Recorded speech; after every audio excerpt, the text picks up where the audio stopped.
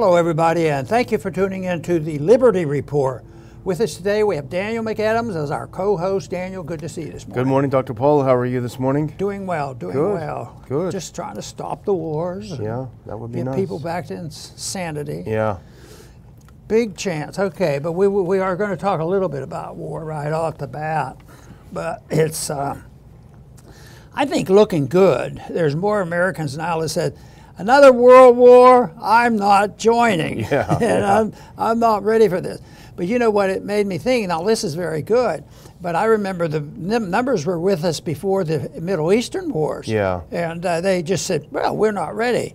The people aren't ready. We haven't brainwashed them yet. So they went into propagandizing, and finally the numbers, the polling numbers say, well, we support him because Saddam Hussein's going to drop a bomb on us, and he's been killing little babies and all this. So they really worked, and the people were converted. So it's the people that have to be protected, and they only can be protected by truth.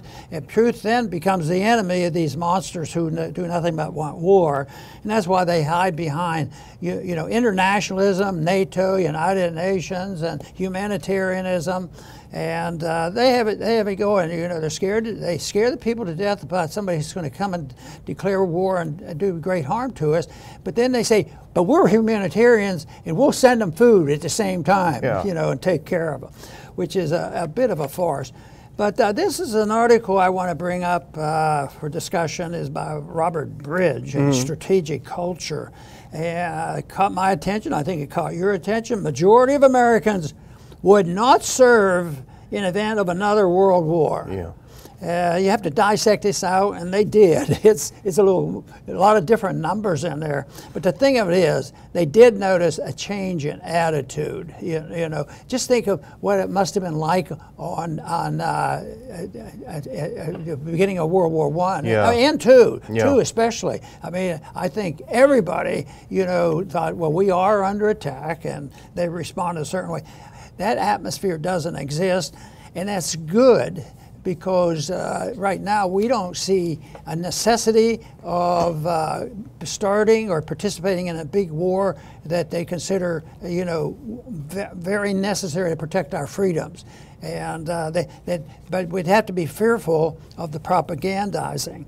But right now the numbers are showing that more and more Americans say they don't want to join up and go fight a war.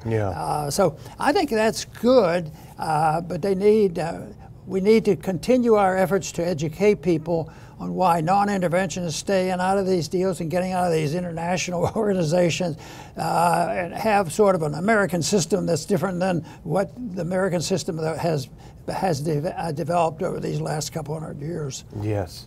Let's put on this first, and it's again, as you say, by Robert Bridge. I know Robert; he's a good guy. This is for Strategic Culture, but it was appeared on Lou Rockwell. Our friend Lou Rockwell put it up on his site today, so we noticed that there, majority of Americans would not serve in event of another world war, as you point out.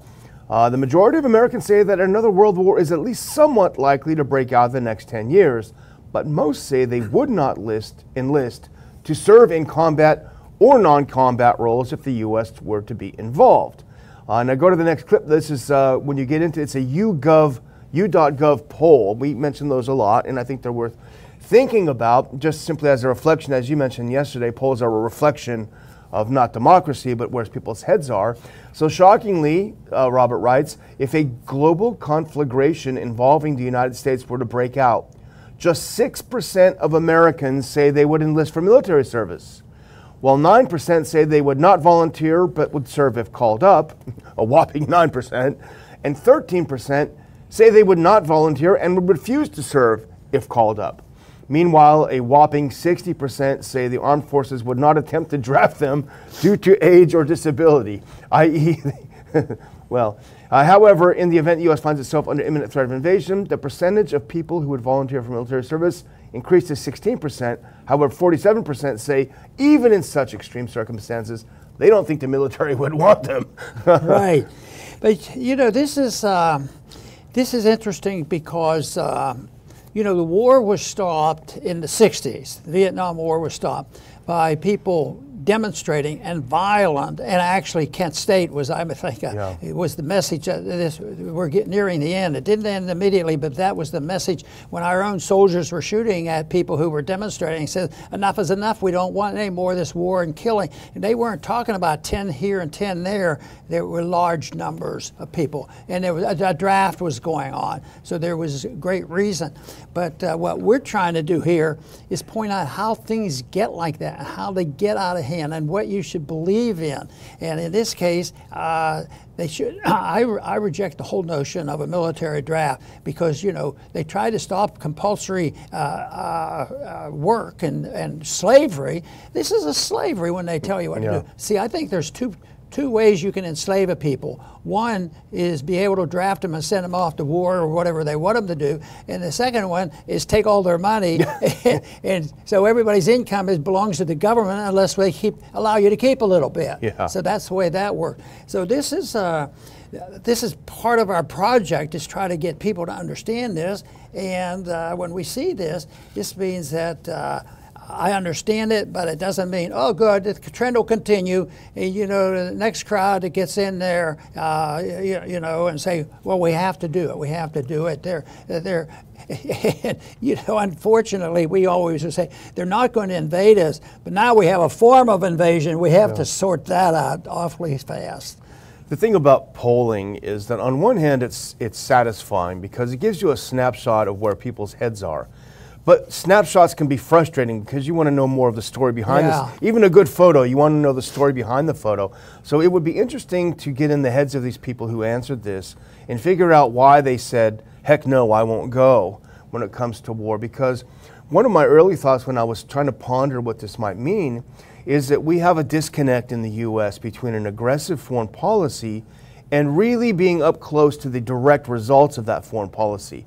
You can cheer on an invasion of Iraq knowing that you'll never have to serve. You'll never have to have bombs drop in your house in Kentucky or wherever you live. You know, so I think in a way this kind of, it's almost like a moral hazard. It causes a lot of Americans to be more aggressive on their foreign policy because they know the chances of a bomb landing, at least until this latest dust up with Russia, the chances of Saddam actually being able to bomb you were pretty low. So I wonder if that makes people more willing to engage in risky foreign policy, or whether people are genuinely getting sick of this aggressive foreign policy and saying, I have such a disconnect with the elites in Washington and the neocons who push this foreign policy. I don't want any part of it, and if they get us in another war, let them go fight it. Stick Newland on the front line. You know, I wonder. But you know, so far they've been able to continue a lot of warmongering and a war exposed. But you know, we hire them out. Yeah. We still have special wealth, artificial wealth, because they still believe in the dollar. So we can still bribe people to do what we tell them, and if they don't, you know, we put on sanctions, and then if that doesn't work at all, then we bomb them, and people then capitulate. So there's a lot of wars going on, and if you look at it, which fighting has gone on, even the you know, the type of wars that go on in Africa where there are tribes fighting each other. We're probably involved in a lot of those things. I don't know where there's a real fight going on where we're not involved, and how often not only getting involved after you know, the fighting began, but what about how we instigate it? You know, like in Ukraine. I mean, without us involved there, I don't believe there'd be a war going on there. Because there wouldn't have been a coup. You know, Ukraine would probably be trading with Russia and trading with the EU, and they'd be a lot richer. You know, and about 500,000 more of them would be alive. So. Right. But the other thing that I was thinking about this is that, say it's the case that they just don't want to go to war, and they don't care about what's happening. But the thing is, I think our argument would be, listen, when the war breaks out, when the missiles come, when they start putting the draft up, it's going to happen like that. And you're going to go. I remember you talk about when you were drafted during the Cuban Missile Crisis. My father was also drafted at the same time. There's no joking around. When that came, you had to go, and that's what happened. So I would say that, especially if these are young people that feel this way now, the time to fight against this is now, because once the war breaks out, you're not going to fight to stop the war. It's a lot harder. Yeah, they didn't check on our social conditions. You know, I was trying desperately to finish up a residency, and at the same time, our family was working on our third child. And yeah, boom, you get ready and go. And that didn't turn out to be the worst experience I've ever had, but I sort of had to psychologically adapt to it because I wasn't willing to do some things to be, I wasn't willing to be a domestic hero. Yeah. But I decided very definitely over those years, my thoughts and my beliefs were conditioned to believe that this is a big deal, and there's ways to do that. And the more informed I got, is yes, it's not complex. Yeah. Why don't we just follow the Constitution? Why were we in that Vietnam War? It wasn't even a declared war. You know, what a tragedy. Yeah. So we'll keep an eye on this, but let's move on, if you're ready, to something that's we don't talk about probably often enough, to be honest with you. But you know, Thomas Massie, our favorite member of the House, who's also on the board of the Ron Paul Institute, is just an all-around terrific champion of freedom and liberty. And he's been on top of this for a long time, the issue of cattle tracking. They want to put chips in the cows. They want to put things in their ears. They want to keep track of every cow and probably every cow movement out there. I'll put this next one up. Now, this is written in the Epoch Times, and this does not surprise us at all, Dr. Paul. Cattle tracking provision that may limit beef supply was passed in the omnibus bill. Can you believe they did that? Oh, the sneaky stuff like Yeah. Did they get arrested? No. Did they have to face the music and say they were lying and deceiving the people? No, that's the way they do it. You know, this reminded me of a bill that came up in the Congress toward the end of that career I had, and it had to do with tagging the beef cattle. Yeah. And they were tracking them by putting on chips and things, and they were doing that, and there was debate on, but it was minor. There were a few complaints because it was floating around that it would hurt the little farmer and help the big farmer. But there wasn't a big resistance to it. Even the people, a lot of little farmers around, but they didn't say that much because it just seemed like, oh, well, this is for health reasons. They had all these other kind of reasons.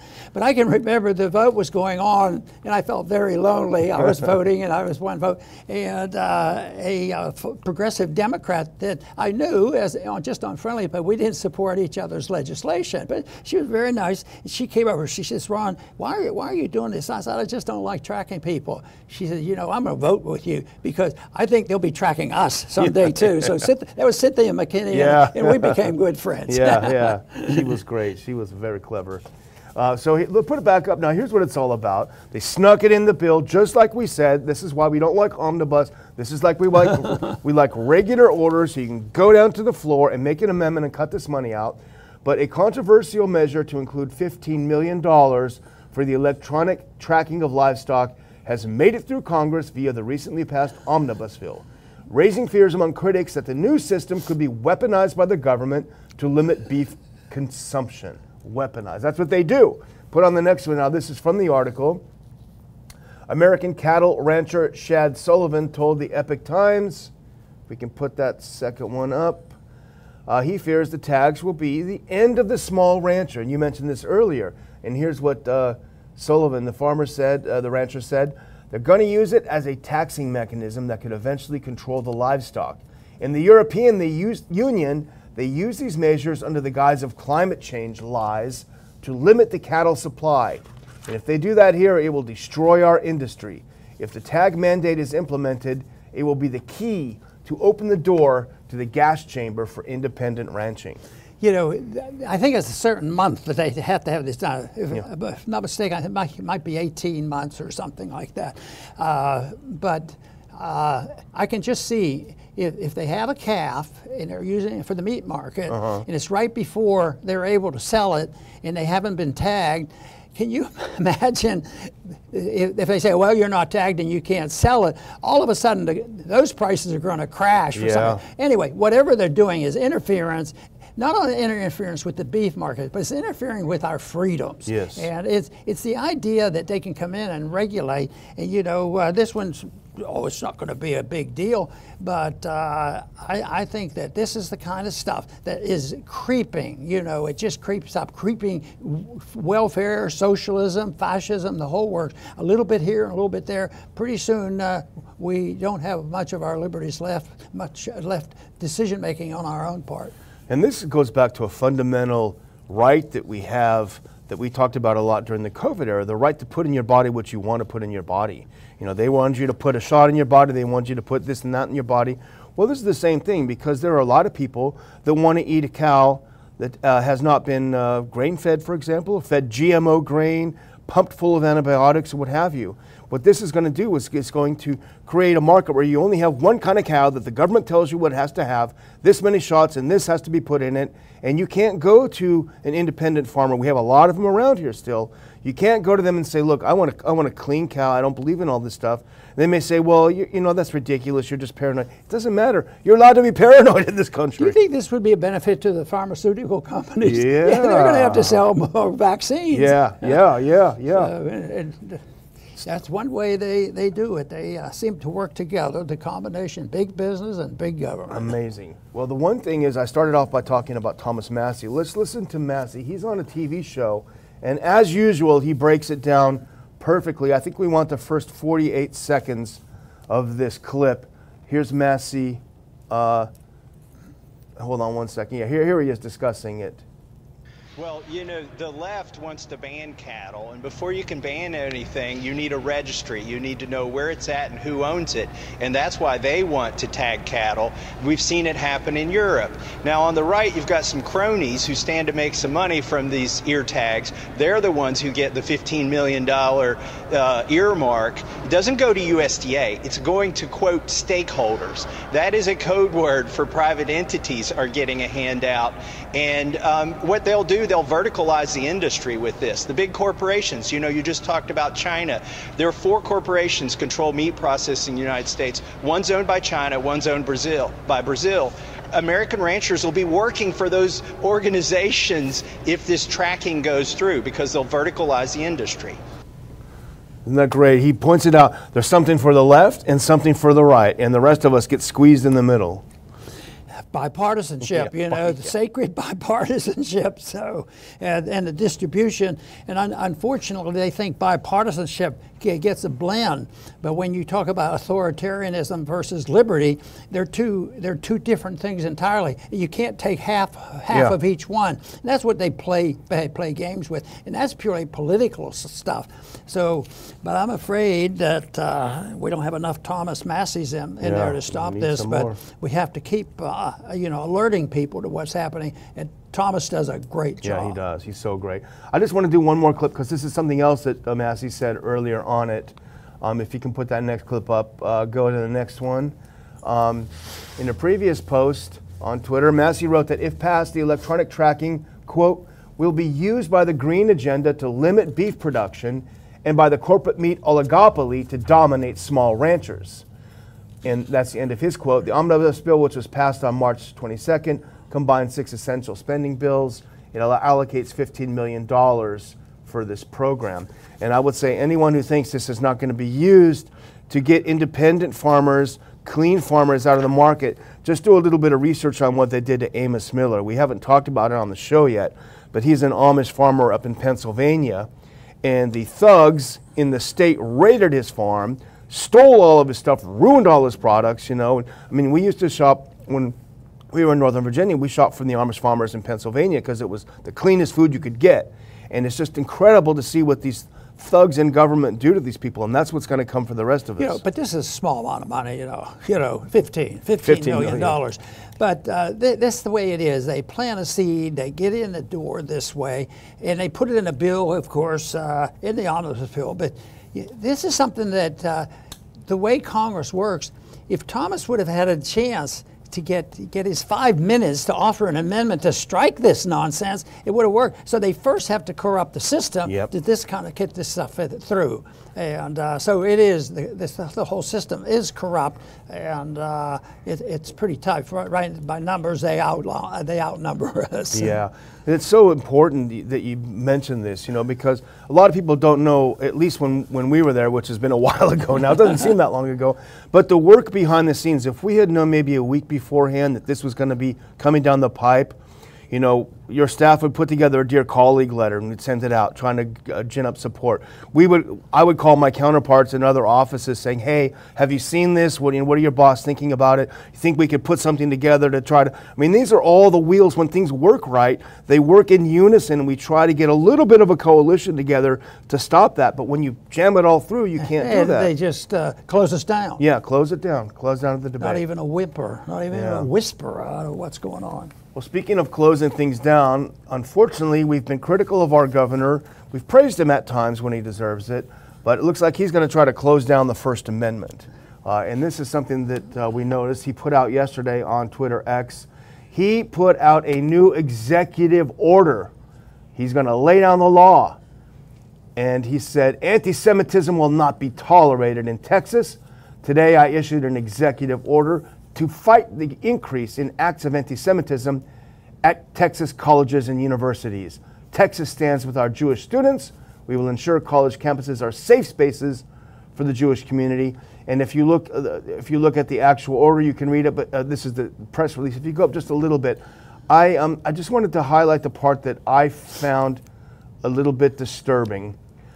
The governor's executive order requires that all higher education institutions in Texas review their free speech policies to establish appropriate punishments for anti-Semitic rhetoric on college campuses. Rhetoric, not bopping someone in the nose because they don't like their background or religion, not tripping them, not faking their grades or something.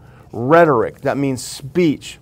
So if someone says something that someone defines as anti-Semitic in Texas, Abbott wants you to be punished. So he's going to review it to regulate it. So what they're doing is that they want to regulate the speech, but the big question is who's going to do the definition of it? And they think that this is a solution, and there's no way for this to be fair. I was suggesting to you, if we were there, maybe we could introduce an amendment to say, oh, okay, I didn't know it was so easy. Let's do an amendment and say that that's what we have to do to get, libertarians, restrict them. But of course, they're already doing some of that too. They know, I mean, Thomas doesn't get high priority in exactly what he would like to do there. So, no, this is just an example that it starts this way. They do this. Oh, it's just this one thing. At the same time, they're getting all this credit for fighting wokeism and all this modern crap. That's what I think is so discouraging. Well, this is right-wing wokeism, because the woke would say, well, you can't say that. That offends me. And this is the same thing. And, the idea that this will do something to stop anti-Semitism is completely insane. Because the way to stop people who express anti-Semitic ideas is to engage them, have a discussion. Look, this is wrong. This isn't true. The elders of Zion, this isn't true. Look at the history. That's how you do it, not by saying, don't you dare say a word, Yeah, it doesn't work, causes more problems, it's unconstitutional, and it attacks the big picture too, that they have some type of magic knowledge of knowing how you're supposed to say something. And it falls into the category, of a thought crime, hate crimes, and it's as if they can really interpret everything people do, and that whole idea of a thought crime, somebody who has not done anything, but they might say something, that offends a people, and that's not permitted. Now, that's the first thing they'll come back and say, you guys are too tolerant of anti-Semitism. well, and you're intolerant of free speech. That's what you're intolerant about. That's where the intolerance is. Well, I know two things that you always say that are the best educators on this. The first of all is that we don't have the First Amendment, so we could talk about the weather. together. And the second one you always say is when they take away the first, that's the key to the rest. If they get rid of the First Amendment, then they can go all in to get the other ones away. Yeah. You know, somebody said, oh, no, you say the first is the best and most important. I think the second is the most important. I say, yeah, but if you don't have the first, you can't even talk about what they're doing with the second one. So, no, the speech, they put it up front for a good reason. It says the government, the Congress shall write no laws on regulating this. Not even executive orders. Well, let's look. Here's something from the Texas Tribune, which I think is a leftish, but I think they had some good points on this. Put this up because this, I think, is what it's really about at this next clip. As Texas students clash over the Israel-Hamas war, Governor Greg Abbott orders colleges to revise free speech policies. And that is what he did. And if you go to the next one, this is their take on it. And they quote a free speech organization, the Foundation for Individual Rights and Expression, an advocacy group for free speech on college campuses, said Texas colleges can and should go after anti-Semitic harassment, threats, and violence. But Abbott's executive order goes too far and leans on a definition of anti-Semitism, and I highlighted this, that would involve punishing students for core political speech, including any criticism of Israel, the group said. So that's what it's about on these campuses, and we talked about it elsewhere. There is more of a debate going on because more people are being frustrated with what's happening in Israel and Gaza. And so in this, instead of accepting and understanding that there's a robust debate, they're just trying to silence one side of it. You know, when I've written and talked about, you know, the destruction of Western civilization and downfall of our republic, you know, I mentioned the fact that the universities are the real culprits. 110 years ago, when the universities changed the education, social ideas, history, the whole works.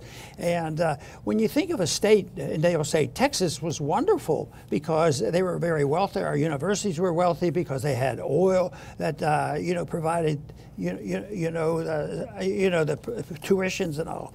So, but the colleges, but it's like a monopoly. You know, it's not like they just have a couple students. There's a lot of students there, and they more or less. How can they go in and say we are the arbiter of all those universities? We're going to tell you what to do and say it is exactly the opposite of what the concepts were that the people who fought the revolution were all about. I mean, they want to be left alone, and here we have brought people together, and ideologically, it certainly is the case, and that's why there was an open door to wokeism. And wokeism is incestuous. It's every place, even though there's a growing resentment to it, which we encourage, because it's just an authoritarian approach when you talk about what's happened with this whole idea of wokeism. And ironically, the right is endorsing wokeism. They just have their own favorite protected groups. As long as they do it their way. Yeah, the thing is, they want to make criticism of the state of Israel equal with anti-Semitism. But it's interesting because doing that itself is anti-Semitism. Because saying that the state of Israel equals the Jewish people, well, that categorizes them this way. What about all the Jewish people who are not in the state of Israel who also criticize the state of Israel? You know, it's insane to conflate the two, and it shouldn't be done. Let the free people work it out, sort it all out. Yeah. And the only rule that we emphasize is that, yes, they say, well, that'll be total anarchy. No, but we're very strict and very strong on don't mess around with other people's lives and what they're doing, and don't regulate them. But that's the part that they don't like. They don't want to be able to let people leave people alone that are inclined to be, very strict libertarians who want to be left alone and can make the case for it's a better society, it's a richer, freer society that you have, and yet they still fall over and keep doing it. That's why the monetary crisis coming and the financial crisis and the dollar crisis will have to have some reassessment. More people will, and I think that's already happening. I hope I'm seen as participating in it when I talk about homeschooling. Yeah, for sure. I mean, that's the alternative, and then more and more people are using independent. Thank you. We're thankful that there is homeschooling is still legal. There's some who want to regulate it, and they try to, and then also just the private schools, the religious schools, or whatever you want to teach. That's why that First Amendment is so valuable. And when they monkey around with it and dilute it and confuse people and turn it into a political stunt, that doesn't work. Yeah, we've got to believe in the power of good ideas, the power of liberty and freedom. Right. It'll defeat the ugly thoughts that some people do have. Well, I'm going to close out. It's a Thursday for me, and I will ask people and remind people, if you put that next clip up, that the Ron Paul Liberty Report is brought to you by the Ron Paul Institute. Bitcoin is still doing pretty well, and I'm happy to see that. So those of you that have some extra Bitcoin laying around, you can, we would be very, very happy. You can hit that QR code and donate some to the Ron Paul Institute. Your donations are tax deductible to the fullest extent of the law. A lot more bang for your buck when it's up where it is near 70 than it was when it was at 17. So we definitely, definitely appreciate all of your support. Over to you, Dr. Paul. Very good. You know, I'm going to mention a colleague, another colleague I mentioned, Cynthia, earlier on, but I'm going to talk about John, and we called him Jimmy Duncan from Tennessee, and he came, and we would talk. He and I would talk about this because I came from a libertarian viewpoint, but he sort of liked talking about the old conservative right, and that was when they were very libertarian. So we got along very well, and the one outstanding thing, there were 6 people who voted against going to war against Iraq. And he was one of them. There were 3 Republicans and three Democrats that voted against that authority. And he has written since then. He's been out of Congress, 10 years maybe, but he's still staying active. He does an article, and I'm sure he could be found rather easily, on the internet because he writes routinely, and we catch his articles. But this is the article that I'm going to reference to. It says Gaza war is pushing support for Israel to historic lows, and it's a good article. And I just want to suggest and put in a pitch for former Congressman Duncan, and you can find that and read that and really give him some encouragement, because it was very nice to have him and have company with him when it was a lonely fight in the Congress. We do have actually, if we can put up that last clip, please, we do have a picture of that column. There we go. It's from the Knoxville. Sorry to break in. No, that's okay. I just want our viewers to be able to find it. The Knoxville Focus. It's featured on the Ron Paul Institute as well. But John Duncan is also on the board of the Ron Paul Institute. So I just wanted our viewers to have a picture of the original article there in the Knoxville. Yeah, he was excited, and it wasn't. We didn't have to lobby him to join. Yeah. So he's really solid with wonderful all the views. Person, yeah. Well, very good, and I want to thank all our viewers today for tuning in, and please return soon to the Liberty Report.